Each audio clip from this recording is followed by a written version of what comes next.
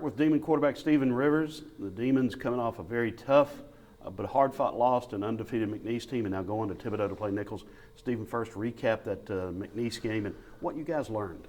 It's definitely a game that we're going to take a lot with us to the future. We know they were a great team coming into the game.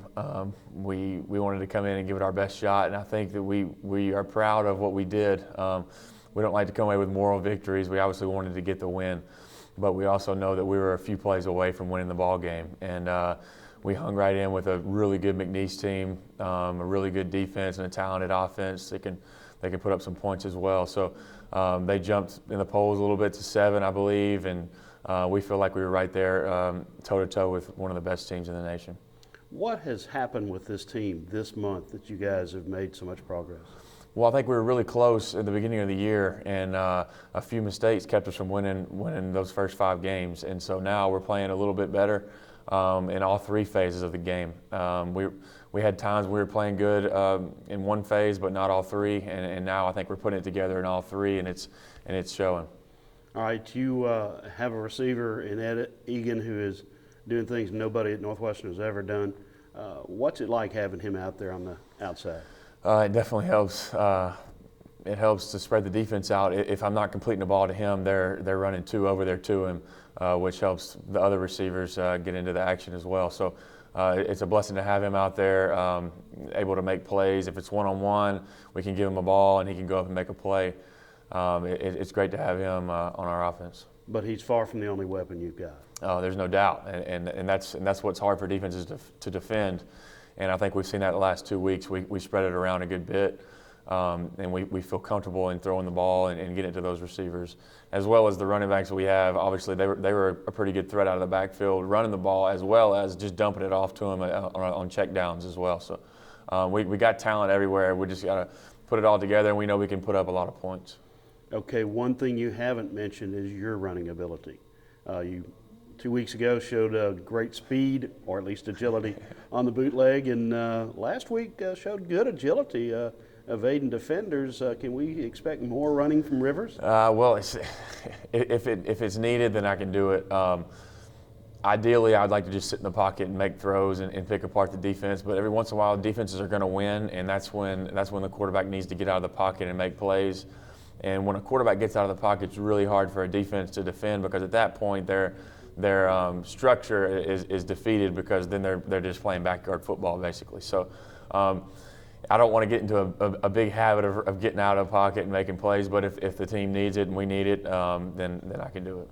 Okay, let's talk about what the team needs to do Saturday down in Thibodaux to succeed against a much improved Nicholls team under a new coach as a defensive guy.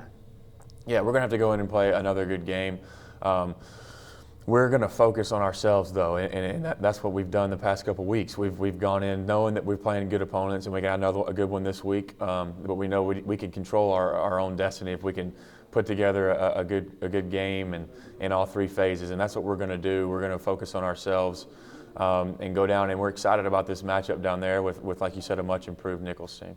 Now, I know that first year here, there are not a lot of things that you've been through before. And certainly this is a trophy game, the NSU Challenge, the real NSU, whatever you call it. It is a game that means a lot to this program and their program. So you've been in a few of those through your career. What's it like playing in a game that has something more than just a W? Yeah, it's definitely a little bit of added competition for that trophy, and we're excited about that. And Coach Thomas was telling us about it in the team room the other day. I wasn't aware of that trophy, and then I see him bring it in there and see the importance and the history that it brings as well. And I've played in a few games for the Golden Boot at LSU, Arkansas, and trophies like that. So it's definitely a little bit of added meaning having that trophy to play for. Well, there's one trophy we play for that's taller than you are. Yeah. And that one's ahead, and we'll get to that. But before we talk about Chief Caddo in a few weeks, Saturday, in addition to being game day, is Halloween. What kind of memories does that bring back for you? Yeah, Halloween, it's something, it brings back the childhood memories that you have and seeing all these scary movies on TV as well.